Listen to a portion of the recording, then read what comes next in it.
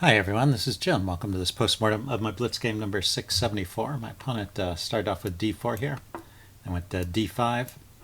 He was knight f3, and I went knight f6. And now he went e3, setting up the call system. So the call system has some similarities with the London system and the Tory attack, but in those two openings, the bishop comes out first, the light squared bishop. Dark squared bishop goes outside the pawn chain, and then e3 is played. The call system is playing e3 immediately. It's a very quiet setup, but very solid for white and hard to get anything against his black. Against all of those kinds of systems, the Tory attack, the London system, and the call system, I've been playing the move c5, just this early c5 to try and get a little bit of tension in the center and get something going for black. And normally white would continue with c3. That would complete the call system setup. Later, go for an e4 push and a kingside attack is often the idea here. But my opponent played differently, played c4. And we've kind of transposed, well, if I were to play e6, we would transpose back into a queen's gambit declined position. But there's no need to play that way. C takes d4 seems like a fine move.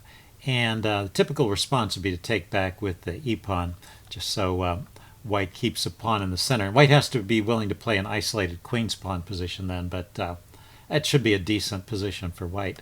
Knight takes d4. I think this is actually just a mistake, because this knight gets kicked around. I can play e5 and not get punished for it. He drops back, and I can defend. I was even surprised to find this in the opening book, because it seemed like a pretty unusual play to me.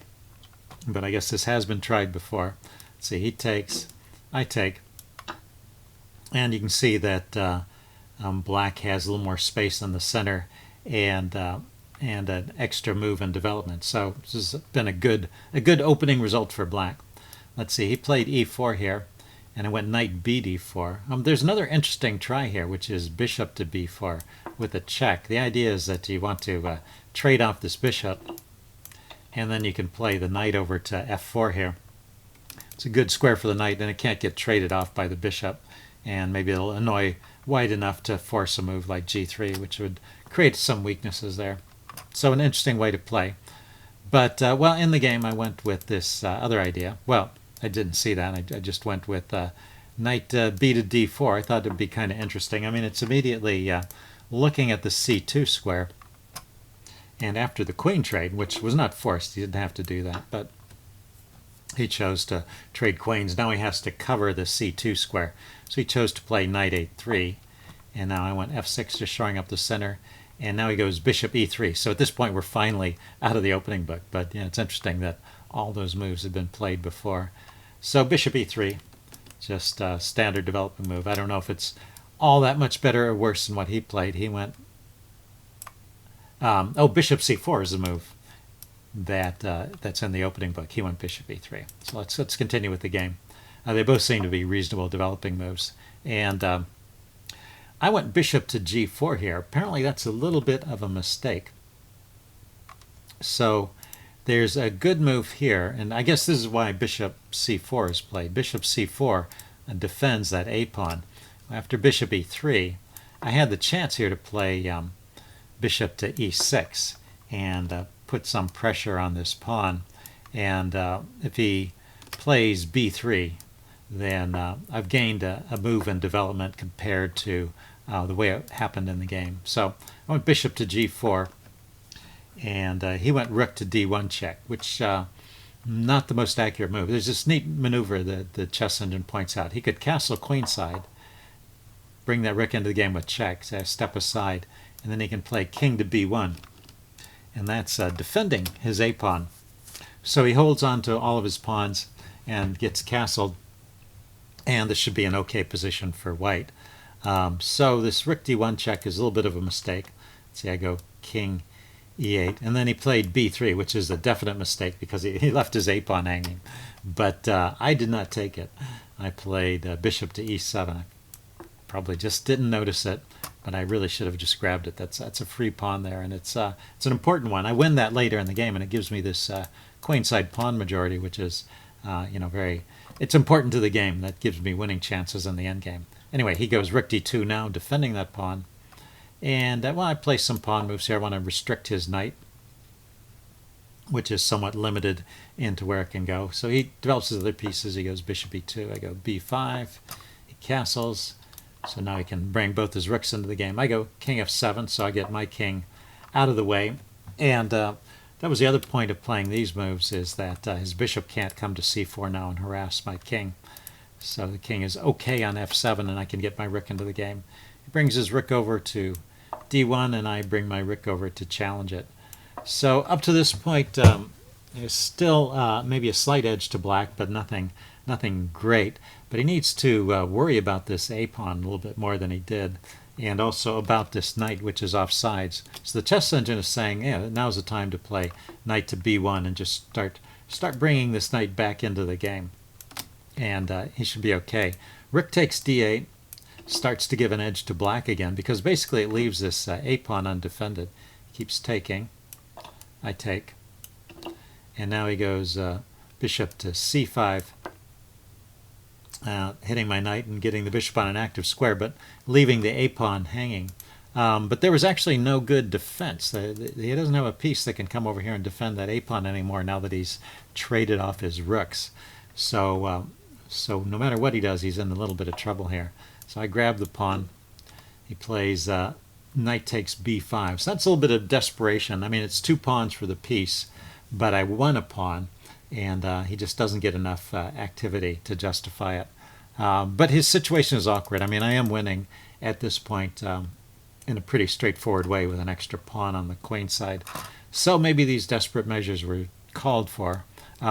This was actually, I mean, it wasn't the first choice of the chess engines, but it was one of the moves it had on the list of reasonable moves at this point. So kind of interesting. So anyway, I took it, and so now he's got, I've got an extra piece, and he's got an extra pawn over here. And right here, I don't play the most accurate move. I just went knight to d4, got the knight out of the way. But if I were to play something like this knight back to b4, defending my knight, you know, I can hold on to all the material. The way I play it with knight to d4, he can snap off that knight and win a pawn. And so now he's got 2 pawns in exchange for the piece. So my knight's a bit out of place. So this is not entirely straightforward, but most likely still winning. So let's go on. But I do, you know, but I gave him back a little bit of the advantage that I had. And when you keep doing that, sometimes it adds up to trouble. Let's see, he went bishop c4. These trades are probably a mistake. The endgame is winning for me, so the closer we get to that endgame, the better off I am. And I can get my knight into the game now. He goes c5, and the knight can blockade here. So all still winning. Let's see, he goes bishop back to e3, keeps his bishop on. Bishop c7, he goes f4.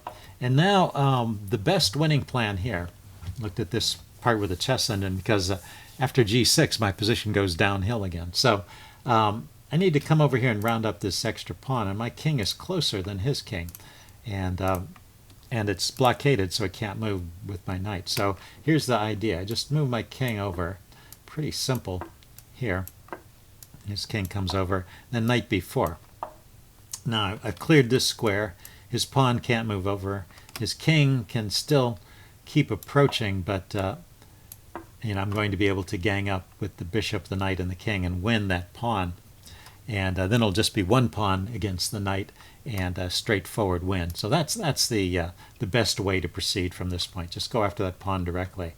So I play some pawn moves over here, and this gets me into trouble. And then I played king e6. I can't really get into this pawn because of the way he has his pawn set up. Let's see, he goes h4. I went knight to e7. So maybe here I could think about coming around this way. He goes king to f2. I went f5. He went king to f3. And let's see, I did this exchange. Yeah, all this, I suppose, is okay, but hasn't helped my cause very much. In fact, the pawn trades favor white, because if white can get rid of the pawns, he'll have a piece against 2 pieces, and that would be a draw. Let's see, and then I go knight g8 here.